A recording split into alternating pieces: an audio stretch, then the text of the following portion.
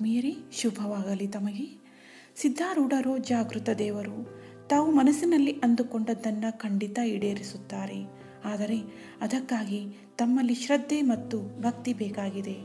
ಆದ್ದರಿಂದ ಸಿದ್ಧಾರೂಢರ ಈ ಚರಿತ್ರೆಯ ಬಗ್ಗೆ ಈ ಒಂದು ವಿಡಿಯೋದಲ್ಲಿ ಹೇಳುತ್ತಿರುವೆನು. ಆತ್ಮೀಯರೇ, ಸಿದ್ಧಾರೂಢರ ಕಥಾಮೃತವನ್ನು ಓದುವುದರಿಂದ ನಾನು ನನ್ನ ಆಸೆಗಳನ್ನೆಲ್ಲ ಈಡೇರಿಸಿಕೊಂಡಿರುವೆನು ಮತ್ತು ನನ್ನ ಜೀವನದಲ್ಲಿ ಶಾಂತಿ ನೆಮ್ಮದಿ ನೆಲೆಸಿದೆ. ಅದೇ ತೆರನಾಗಿ ತಾವೂ ಸಹ ತಮ್ಮ ಆಸೆಗಳನ್ನು ಈಡೇರಿಸಿಕೊಂಡು ನೆಮ್ಮದಿಯ ಜೀವನ ಸಾಗಿಸಬೇಕಾಗಿದೆ. ಅದಕ್ಕಾಗಿ ಅವರ ಮಹಾತ್ಮೆಯನ್ನು ತಿಳಿಯಲೇಬೇಕು.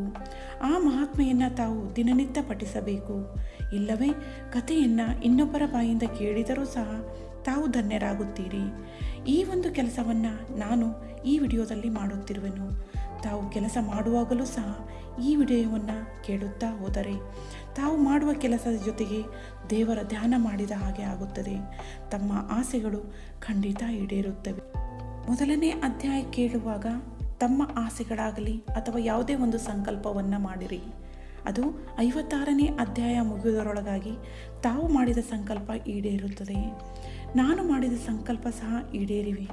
ಹಾಗೆಯೇ ತಮ್ಮ ಸಂಕಲ್ಪ ಸಹ ಈಡೇರುತ್ತದೆ ಅನ್ನುವ ಭರವಸೆ ನನಗಿದೆ. ಹಾಗಾದರೆ ದಿನಂಪ್ರತಿ ಒಂದೊಂದು ಅಧ್ಯಾಯಗಳನ್ನು ಕೇಳುತ್ತಾ ಹೋಗೋಣ. ಗ್ರಂಥ ಮಹಾತ್ಮೆ. ಶ್ರೀ ಗಣೇಶಾಯ ನಮಃ. ಶ್ರೀ ಗುರು ಸಿದ್ಧಾರೂಢಾಯ ನಮಃ. 4 ವೇದ, 6 ಶಾಸ್ತ್ರ, 18 ಪುರಾಣ, 28 ದಿವ್ಯ ಆಗಮಗಳ ಸರ್ವಸಾರಭೂತವಾದ ಶ್ರೀ ಸಿದ್ಧಪುರುಷನ ಈ ಪವಿತ್ರವಾದ ಚರಿತ್ರೆಯನ್ನು ನಿತ್ಯವೂ ಶ್ರದ್ಧೆಯಿಂದ ಓದುವ, ಕೇಳುವ, ಪೂಜಿಸುವ ಸರ್ವ ಭಕ್ತರಿಗೆ ಧರ್ಮ, ಅರ್ಥ, ಕಾಮ, ಮೋಕ್ಷಗಳು ಸಿದ್ಧಿಸುವವು. ಸರ್ವ ಕಷ್ಟ ನಷ್ಟಗಳು, ಸರ್ವ ಪಾಪತಾಪಗಳು, ಚೋರ, ವೈರಿ, ವಿಷ, ಭೂತಾದಿ ಭೀತಿಗಳು ಬಯಲಾಗಿ ಸರ್ವದಾ ಸಕಲ ಸನ್ಮಂಗಳಿಂದ ಕೂಡಿದ ಸುಖ ಸೌಭಾಗ್ಯಗಳು ಒದಗಿ ಬರುವವು. ಶ್ರೀ ಸಿದ್ಧ ಸದ್ಗುರುವಿನ ಕೃಪಾಪೂರ್ವಕ ಶ್ರವಣ ಮಾಡುವುದರಿಂದ ಶಾಂತಿ, ದಾಂತಿ, ವಿವೇಕ, ಜ್ಞಾನ, ಸದ್ಭಕ್ತಿಗಳು ಸಂಪ್ರಾಪ್ತವಾಗುವು. ನನ್ನ ಆತ್ಮೀಯರಿಗೆಲ್ಲರಿಗೂ ಶುಭವಾಗಲಿ. ಈ ದಿನ ನಾವು ಶ್ರೀ ಸಿದ್ಧಾರೂಢ ಕಥಾಮೃತದ 48ನೆಯ ಅಧ್ಯಾಯವನ್ನು ತಿಳಿಯೋಣ. ಬ್ರಹ್ಮಾನಂದ ಅವಿನಾಶಿಯಾಗಿರುವಂಥ ನೀನು ಸಿದ್ಧರೂಪದಿಂದ ಅವತರಿಸಿರುತ್ತಿ. ಜೀವನ ಅಜ್ಞಾನ ರಾತ್ರಿಯನ್ನು ಕಳೆದು ಆತನನ್ನು ಜ್ಞಾನ ಪ್ರಕಾಶದಲ್ಲಿಟ್ಟು ಬಿಡುವಿ. ಸದ್ಗುರುವಿನ ಹೊರತು ಜೀವನು ಅಸಹಾಯಕನಾಗಿದ್ದಾನೆ. ಶಾಸ್ತ್ರಗಳನ್ನು ಪಠಿಸಿದರೂ ಸತ್ಯಾರ್ಥವು ತಿಳಿಯಲಾಗದು. ಬ್ರಹ್ಮಭಾವವು ಹೇಗೆ ಹೊಂದತಕ್ಕದ್ದೆಂದು ಆ ಸದ್ಗುರು ದೇವನೇ ಹೇಳಬೇಕಾಗಿರುವುದು. ಸದ್ಗುರುವಿನ ವಿನಃ ಬೇರೆ ಗತಿಯೇ ಇಲ್ಲ. ಅವನನ್ನು ಕುರಿತು ಶರಣು ಹೋಗದಿದ್ದರೆ ವ್ಯುತ್ಪತ್ತಿ ವ್ಯರ್ಥವೇ ಸರಿ. ಸದ್ಗುರು ಮೂರ್ತಿಯು ಒಲೆಯದಿದ್ದರೆ ಇಹಪರದ ಸಂಪತ್ತಿಯಾದರೂ ನಿರುಪಯೋಗವಾಗಿರುವುದು. ಆ ಸದ್ಗುರುವನ್ನು ಸದ್ಭಾವದಿಂದ ನಮಿಸಿದರೆ ಸಂಸಾರ ಚಿಂತೆಯು ಸಮೂಲ ನಾಶವಾಗುತ್ತದೆ ಮತ್ತು ಎಲ್ಲ ಅಹಮ್ಮಮತೆಯು ಲಯವಾಗಿ ಮುಕ್ತಿಕಾಂತೆ ವರಿಸುವಳು. ಸದ್ಗುರು ರಾಯನನ್ನು ಮರೆಯುವಂಥವರಿಗೆ ಸರ್ವ ಪ್ರಕಾರದ ವಿಪತ್ತಿಗಳು ಸಂಸಾರದಲ್ಲಿ ಪ್ರಾಪ್ತವಾಗುವು. ಆಮೇಲೆ ಅವರು ಸದ್ಗುರುವನ್ನು ಕುರಿತು ಶರಣು ಹೋಗುವರು.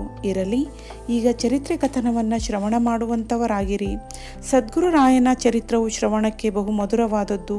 ಇಷ್ಟೇ ಅಲ್ಲ, ಅದನ್ನು ಕೇಳುವುದರಿಂದ ಭವಬಂಧನವು ಹರಿದು ಹೋಗಿ ಜೀವನು ನಿತ್ಯಾನಂದವನ್ನು ಭೋಗಿಸುವನು. ಬಾಗಲಕೋಟೆ ಎಂಬ ನಗರದಲ್ಲಿ ಶ್ರೀಮಂತ ಎಂಬ ಹೆಸರಿನ ಒಬ್ಬ ಗೌಡನಿರುವನು. ಆತನಿಗೆ ದ್ರವ್ಯ ಬಹಳ ಇರುವುದು, ಆದರೆ ದೇವರನ್ನು ಭಜಿಸುತ್ತಿದ್ದಿಲ್ಲ. ಆತನು ರಾತ್ರಿ ಹಗಲು ದೊಡ್ಡ ವ್ಯವಹಾರದ ಚಿಂತೆ ಮಾಡುತ್ತಿದ್ದು ಜನರಿಂದ ಕೊಡತಕ್ಕೊಳ್ಳುವುದರ ಧ್ಯಾನವೇ ಅವನಿಗೆ ಯಾವಾಗಲೂ ಇರುವುದು. ಆತನ ಮಗಳು ರುಕ್ಮಿಣಿ ಎಂಬುವವಳು ಬಹಳ ಸುಲಕ್ಷಣೆ ಮತ್ತು ಸದ್ಗುಣಮಣಿ ಇರುವಳು. ಆದರೆ ಇವಳಿಗೆ ಒಂದು ಭೂತಬಾಧೆ ಇರುವುದರಿಂದ ತಾಯಿ ತಂದೆಯವರಿಗೆ ಇದೊಂದು ದೊಡ್ಡ ಚಿಂತೆ ಇತ್ತು. ಒಮ್ಮೆ ಭೂತ ಬಂದು ರುಕ್ಮಿಣಿಯು ಏನಾದರೂ ಬಡಬಡಿಸಿ ತನಗೆ ವಿವಾಹ ಮಾಡುವುದಿಲ್ಲವೆಂದು ತಂದೆ ತಾಯಿಗಳಿಗೆ ಬೈಯುತ್ತಿದ್ದಳು. ಅವಳ ಈ ಸ್ಥಿತಿಯನ್ನು ನೋಡಿ ಶ್ರೀಮಂತನು ಬಹಳ ಚಿಂತಾಕ್ರಾಂತನಾಗಿರುವಾಗ ಅಕಸ್ಮಾತ್ ಅಲ್ಲಿಗೆ ಅಂಕಲಕೋಟೆ ಶರಣಪ್ಪನು ಬಂದನು.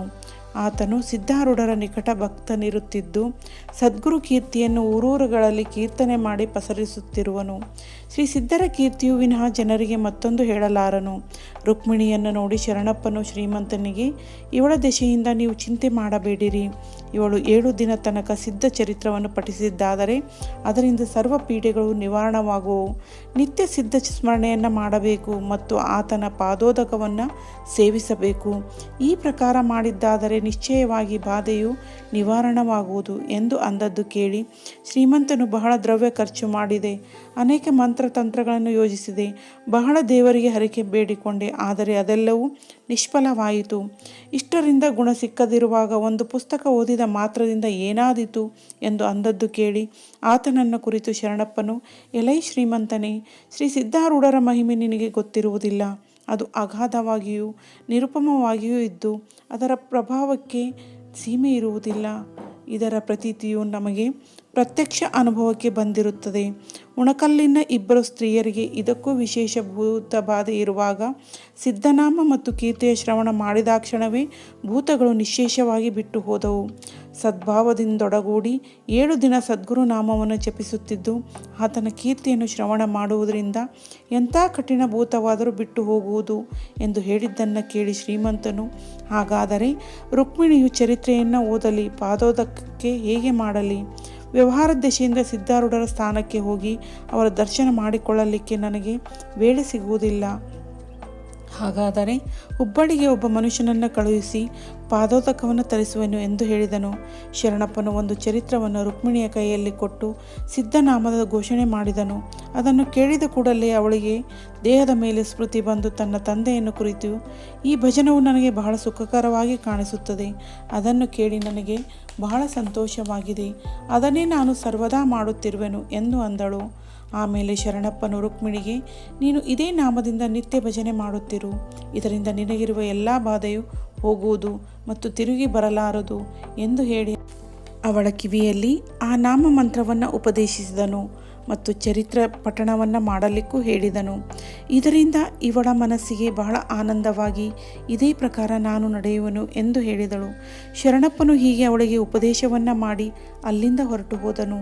ಶ್ರೀಮಂತನು ಸದ್ಗುರುಪಾದ ತೀರ್ಥಕ್ಕೋಸ್ಕರ ಹುಬ್ಬಳ್ಳಿಗೆ ಒಬ್ಬ ಮನುಷ್ಯನನ್ನು ಕಳುಹಿಸಿದನು.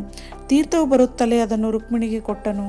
ಅದರ ಸೇವನೆಯಿಂದ ಅವಳ ಮನಸ್ಸು ಪೂರ್ಣ ಸ್ವಸ್ಥವಾಗಿ ಚರಿತ್ರ ಪಠಣವನ್ನು ನಿತ್ಯ ಸಪ್ರೇಮ ನಾಮಸ್ಮರಣೆಯನ್ನು ಆರಂಭಿಸಿದಳು. ಇದರಿಂದ ಭೂತವು ಸ್ಥಾನ ಬಿಟ್ಟು ಹೋಯಿತು, ಪುನಃ ಅವಳ ಕಡೆಗೆ ಬರಲೇ ಇಲ್ಲ. ಪೂರ್ವದಲ್ಲಿ ಅನುದಿನ ರುಕ್ಮಿಣಿಗೆ ಭೂತ ಸಂಚಾರವಾಗುತ್ತಿತ್ತು. ಈಗ 7 ದಿನಗಳ ತನಕ ಅದರ ವರ್ತಮಾನವೇ ಇದ್ದಿದ್ದಿಲ್ಲ. ಶ್ರೀಮಂತನಿಗಾದರೂ ಬಹು ಆನಂದವಾಗಿ, ಆಹಾ, ಚರಿತ್ರ ಪಠಣವು ಸುಖಕರವಾಯಿತು. ಈಗ ಸರ್ವರಲ್ಲಿಯೂ ಅಭೇದ ಭಾವನೆಯಿಂದ ವರ್ತಿಸುವ ಆ ಸದ್ಗುರು ಸಿದ್ಧಾರೂಢರ ಪಾದದರ್ಶನ ಪಡೆದುಕೊಳ್ಳಬೇಕು. ನನಗೆ ಅವರ ಮೇಲೆ ಶ್ರದ್ಧೆ ಇರಲಿಲ್ಲ, ಆದರೂ ನಮ್ಮ ಆಪತ್ತನ್ನು ಪರಿಹಾರ ಮಾಡಿದರು. ಈಗ ರುಕ್ಮಿಣಿಯನ್ನು ಕರೆದುಕೊಂಡು ಆತನ ಪಾದಕ್ಕೆ ಶರಣು ಹೋಗಬೇಕು ಎಂದು ನುಡಿದನು. ಚರಿತ್ರ ಪಠಣವು ಮುಗಿಯಿತು. ಆದರೆ ಕಾಲಕರ್ಮವಶವಾಗಿ ಏನು ಆಯಿತೆಂದರೆ, ಮಧ್ಯಾಹ್ನ ಕಾಲದಲ್ಲಿ ರುಕ್ಮಿಣಿಯು ಅಶ್ವತ್ಥದ ಕಟ್ಟೆಯ ಮೇಲೆ ಕುಳಿತಿದ್ದಳು. ಆ ಕಟ್ಟೆಯು ಉನ್ನತವಾಗಿದ್ದು ಅಲ್ಲಿಂದ ರುಕ್ಮಿಣಿಯು ಕೆಳಗೆ ಇಳಿಯುತ್ತಿರುವಾಗ ಅಕಸ್ಮಾತ್ತಾಗಿ ಮಸ್ತಕ ಭ್ರಮಣವಾಗಿ ಅಲ್ಲಿಗೆ ಅಪ್ಪಳಿಸಿದಂತೆ ಬಿದ್ದಳು. ತಲೆಯು ಕಲ್ಲಿಗೆ ಬಡಿದು ದರದರನೆ ರಕ್ತ ಹರಿಯಿತು. ಆಗ ತಂದೆಯು ಓಡಿ ಬಂದು ನೋಡುವಾಗ ಅವಳ ಪ್ರಾಣವೂ ಹೋಗಿತ್ತು. ಇದನ್ನು ನೋಡಿ ಬಹಳ ದುಃಖದಿಂದ ಆತನು, ಹೇ ಸಿದ್ಧಾರೂಢನೇ, ಏನು ಮಾಡಿದಿ? ನಿನ್ನ ಕೃಪೆಯಿಂದ ಭೂತವು ದೂರವಾಯಿತು, ಆದರೆ ಕೂಡಲೇ ನನ್ನ ಮಗುವು ಹೋಯಿತು. ಇದು ನಿನ್ನ ಕೀರ್ತಿಗೆ ಒಳ್ಳೆಯದಲ್ಲ. ನಿನ್ನ ಮೇಲೆ ನನ್ನ ಶ್ರದ್ಧೆ ಇರಲಿಲ್ಲ, ಆದರೂ ನಮ್ಮ ಆಪತ್ತನ್ನು ಪರಿಹರಿಸಿದಿ. ಈಗ ನನ್ನ ಪ್ರಿಯ ಪುತ್ರಿಯು ಸಾಯುವುದರಿಂದ ನಿನ್ನ ಕೀರ್ತಿಗೆ ಬಾಧೆಯೂ ಬಂತು. ನಿನ್ನ ನಾಮವನ್ನು ಜಪಿಸುತ್ತಾ ನಿನ್ನ ಚರಿತ್ರವನ್ನು ಪಠಿಸುತ್ತಾ ಇದ್ದು ಅದು ಮುಗಿದ ಕೂಡಲೇ ಹುಡುಗಿಯು ತೀರಿಕೊಂಡಳು ಎಂದು ಜನರು ಅನ್ನುವರು. ಈ ಕಲಂಕವು ಯಾರಿಗೆ ಹತ್ತುವುದು? ನೀನು ಒಂದು ವೇಳೆ ಈಗ ಸುಮ್ಮನೆ ಇದ್ದು ನನ್ನ ಈ ಮಗಳನ್ನು ಸಾಯಲಿಕ್ಕೆ ಬಿಟ್ಟರೆ ನಿನ್ನ ಭಕ್ತಿ ಮಾಡುತ್ತಲೇ ಸಾಯುತ್ತಾರೆ ಎಂದು ಜನರು ಅನ್ನುವರು. ಆದ್ದರಿಂದ ಹೇ ದಯಾಳುವೆ, ಬೇಗನೆ ಓಡಿ ಬಂದು ನಿನ್ನ ಬಿರುದನ್ನು ರಕ್ಷಿಸು. ನಿನ್ನನ್ನು ಕುರಿತು ಶರಣು ಬಂದಿದ್ದ ಈ ಮಗಳನ್ನು ಕಾಲನ ಕೈಯಲ್ಲಿ ಕೊಡಬೇಡ ಎಂದು ದೀರ್ಘ ಸ್ವರದಿಂದ ಶ್ರೀಮಂತನು ಅಳುತ್ತಿರುವಾಗ ಅಲ್ಲಿ ಒಬ್ಬ ಸಾಧು ಪ್ರಾಪ್ತನಾದನು. ಆತನ ಶಾಂತವಾದ ಮುಖವನ್ನು ನೋಡಿದಾಕ್ಷಣ ಶ್ರೀಮಂತನು ಸ್ತಬ್ಧನಾದನು.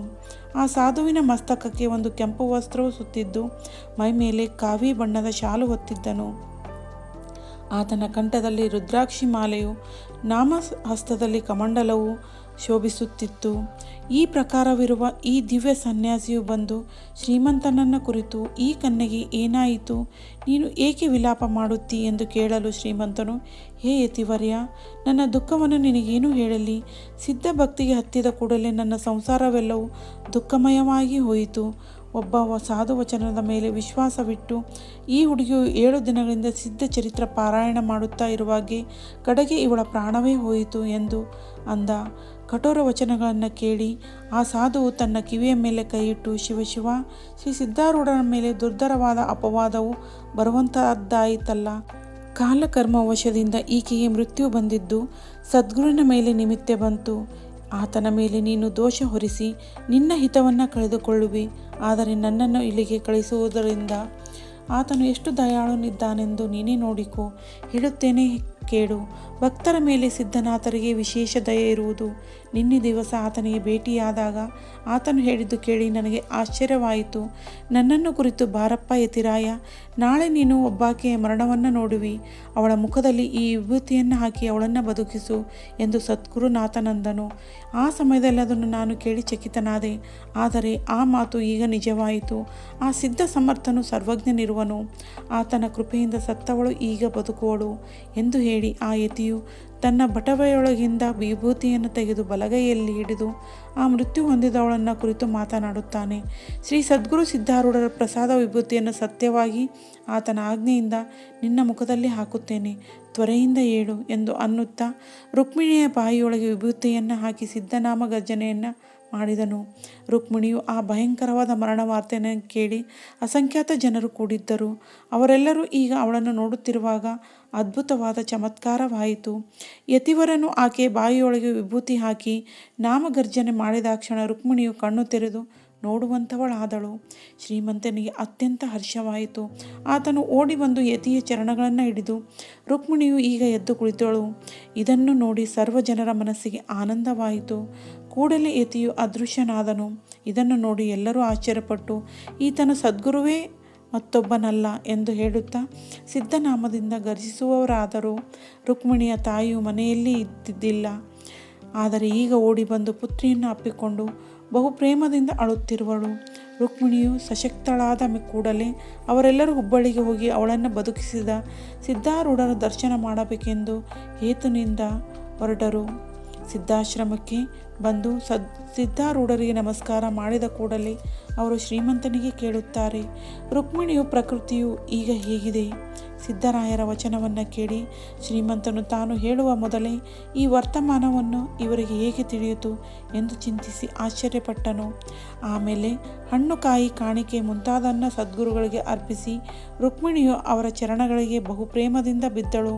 ಶ್ರೀಮಂತನು ಸಮೂಲವಾಗಿ ಅವಳ ವೃತ್ತಾಂತವನ್ನು ಸಿದ್ಧಾರೂಢರಿಗೆ ನಿವೇದಿಸಿ, ಹೇ ಕೃಪಾಳುವಾದ ಸಿದ್ಧನಾಥನೇ, ನೀನೇ ರುಕ್ಮಿಣಿಯನ್ನು ಬದುಕಿಸಿದವನಾದಿ ಮತ್ತು ನಿನ್ನ ಭಕ್ತಿಯನ್ನು ನಮ್ಮಲ್ಲಿ ಉತ್ಪನ್ನ ಮಾಡಿ ನಮ್ಮನ್ನಾದರೂ ಉದ್ಧರಿಸುವವನಾದಿ ಎಂದು ಹೇಳಿದರು. ಸರ್ವರು ಇದನ್ನು ಕೇಳಿ ಜಯ ಜಯಕಾರ ಮಾಡಿ ಸಿದ್ಧನಾಮವನ್ನು ಗರ್ಜಿಸುತ್ತಿದ್ದರು. ಅನಂತರ ಸದ್ಗುರು ಆಜ್ಞೆಯನ್ನು ಪಡೆದುಕೊಂಡು ಎಲ್ಲರೂ ಸ್ವಸ್ಥಾನಕ್ಕೆ ಹೋದರು. ಈಗ ಕಥೆಯ ಲಕ್ಷ್ಯಾರ್ಥವನ್ನು ಶ್ರವಣ ಮಾಡಿರಿ. ಶ್ರೀಮಂತನೇ ಮುಮುಕ್ಷು ಜೀವನು, ಅವನ ಪುತ್ರಿಯಾದ ರುಕ್ಮಿಣಿಯು ಸದ್ಭಕ್ತಿಯು. ಅವರಿಗೆ ಸಂಸಾರವೆಂಬ ಭೂತದ ಬಾಧೆಯಾಗಿತ್ತು. ವೈರಾಗ್ಯನ ಕೂಡ ಲಗ್ನವಾದ ಹೊರತು ಸದ್ಭಕ್ತಿಯ ಬಾಧೆಯು ಹೋಗಲಾರದೆಂದು ಆ ಭೂತದ ಪೀಡೆಯಾದಾಗ ತನಗೆ ವಿವಾಹ ಮಾಡಬೇಕೆಂದು ಅವಳು ಹೇಳುತ್ತಿದ್ದಳು. ಈಗ ಶರಣಪ್ಪನೆಂಬ ಸದ್ಗುರು ಬಂದು ಅವಳಿಗೆ ನಾಮಸ್ಮರಣ ಮತ್ತು ಸಿದ್ಧ ಚರಿತ್ರದ ಪಾರಾಯಣವನ್ನು ಮಾಡಲಿಕ್ಕೆ ಹೇಳಿದನು. ಅದರಿಂದ ಸಂಸಾರ ಬಾಧೆಯು ಹೋಯಿತು. ಆದರೂ ಪ್ರಾರಬ್ಧ ಭೋಗವು ಅಡ್ಡ ಬಂದಿದ್ದರಿಂದ ಭಕ್ತಿಯು ಕಾಲವಶವಾದಂತೆ ಕಾಣಿಸುತ್ತಿದ್ದರೂ ಸದ್ಗುರು ಬಂದು ಭಕ್ತಿಗೆ ಚೇತರಿಸಿದ ಕೂಡಲೇ ಅವಳು ಸಶಕ್ತಳಾದಳು. ಶ್ರೀ ಸಿದ್ಧಾರೂಢ ಸದ್ಗುರುರಾಯನದೇ ಅದೆಲ್ಲ ಆಟವಿರುತ್ತದೆ. ಅಂತರಂಗವನ್ನು ನಿರ್ಮಲ ಮಾಡಿದ ಕ್ಷಣದಲ್ಲೇ ಸರ್ವತ್ರದಲ್ಲಿ ಆ ಗುರುದೇವನೇ ಕಾಣಿಸುವನು.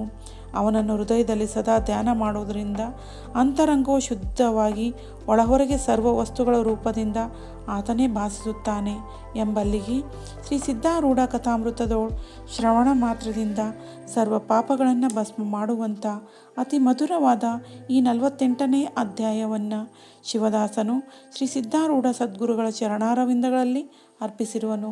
ಆತ್ಮೀಯರೇ, ಮುಂದಿನ ವಿಡಿಯೋದಲ್ಲಿ ಶ್ರೀ ಸಿದ್ಧಾರೂಢ ಕಥಾಮೃತದ 49ನೇ ಅಧ್ಯಾಯವನ್ನು ತಿಳಿಯೋಣ. ಆ ಸಿದ್ಧಾರೂಢರು ತಮ್ಮ ಕಷ್ಟ ಕಾರ್ಪಣ್ಯಗಳನ್ನೆಲ್ಲ ನಿವಾರಿಸಿ ಸುಖ, ಸಂತೋಷ, ನೆಮ್ಮದಿ ದಯಪಾಲಿಸಲಿ ಎಂದು ಅವರಲ್ಲಿ ನಾನು ಬೇಡಿಕೊಳ್ಳುತ್ತೇನೆ. ಧನ್ಯವಾದಗಳು.